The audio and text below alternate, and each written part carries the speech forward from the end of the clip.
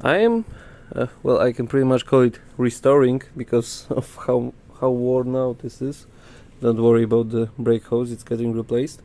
I'm restoring a suspension on the Mercedes W208, and once in a while I find something that's very curious, because here you can see the original fuel filter for the car.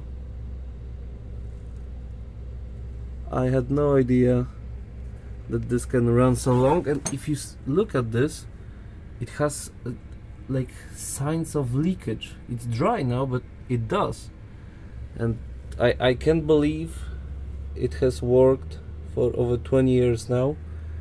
Look how dry rotten of this is. Huh. Yeah, that's gonna get replaced as well, but I'm just amazed, by Mercedes right now. This is some good stuff.